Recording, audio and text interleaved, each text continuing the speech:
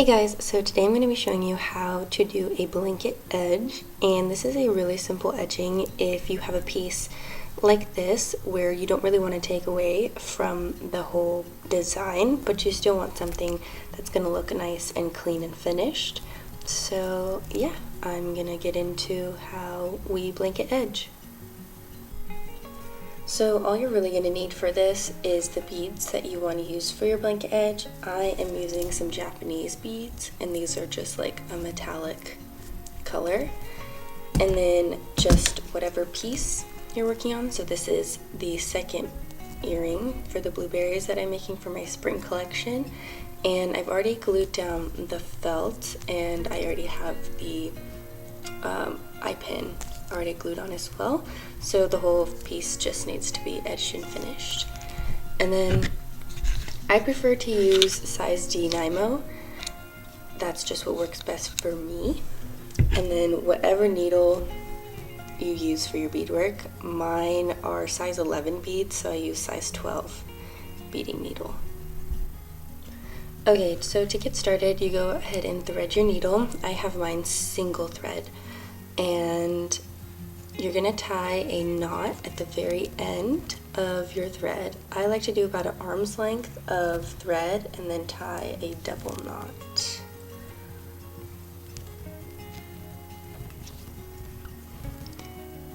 Then you might have an excess tail, so I'm just gonna cut a little bit off so that way it doesn't look so crazy.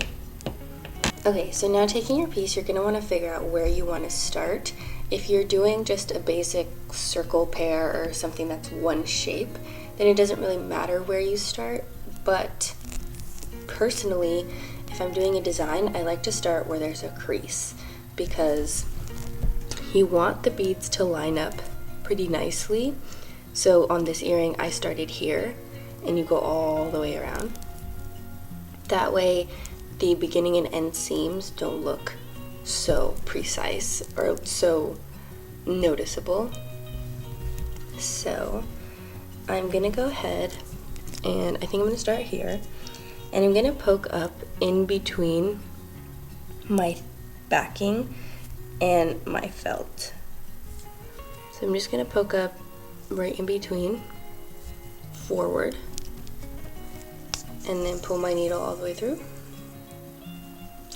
So your little tail should be hanging out right in between both of our pieces. And sometimes I like to take a little tiny dot of E6000 to make sure that my tail kind of stays in and it sticks really good, even though my knot is usually fine. But just for a little bit of added protection, I just put a teeny little bit of E6000 and tuck in my tail. Okay, so to get started, I'm gonna start by taking 2 of whatever bead you're using, and I'm just gonna slide it all the way to my piece. And I'm gonna make sure it's all the way towards the end of the thread. So once it's all towards the very end of your thread, you're going to take your needle and you're going to poke up right where that bead ends. And you're just going to poke through both your backing and your felt and pull your needle all the way through. Oop.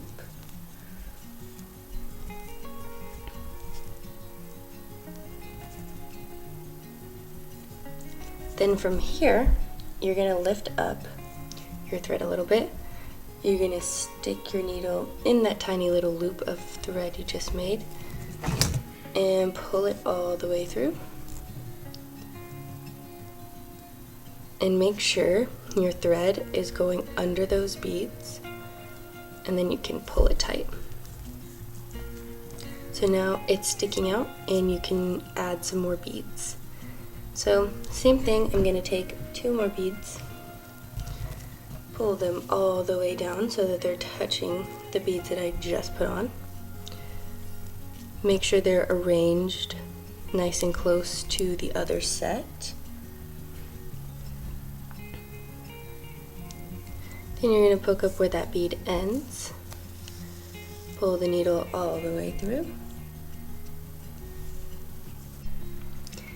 Then you're going to pull up that thread, pull your needle through that loop that we just made, and pull the beads nice and tight.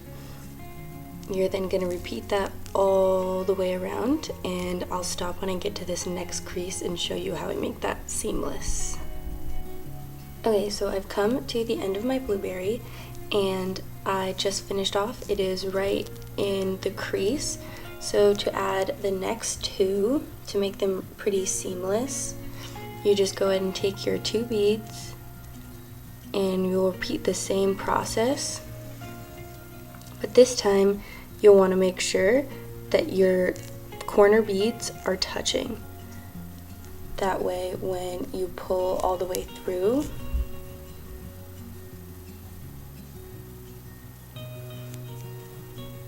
there would be a nice seamless continuation of edging, and you'll just do that all the way around.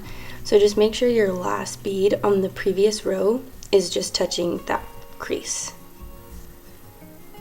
And now I'm just going to finish up all the way till the end. Okay, so once I've gotten to the eye pin, I'm actually going to go around it and I'm going to poke behind. So I'm just going to poke back through my piece again and poke back up where I want the next row to start, and try and get it as close to the eye pin as you can. That way when you start up, you can just add a bead right next to it and continue on as you were. Alright, so once you've made it all the way to the end, you're going to go back through all of your beads. So you're just going to take your needle and continue on all the way around your piece. And this is going to help to smooth out any bumps and really make sure everything is nice and connected.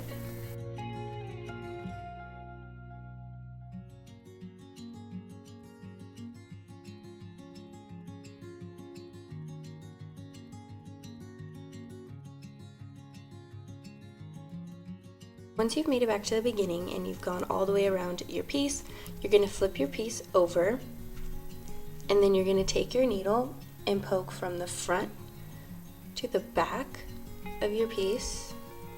Pull that needle all the way through. Then now you can snip off your excess thread, leaving just a little bit of a tail. And then you're going to take your lighter and carefully light that thread. And now you have a nice seamless edge, and it's not too crazy or anything, and it still gives the piece the extra pop and it looks a little more finished.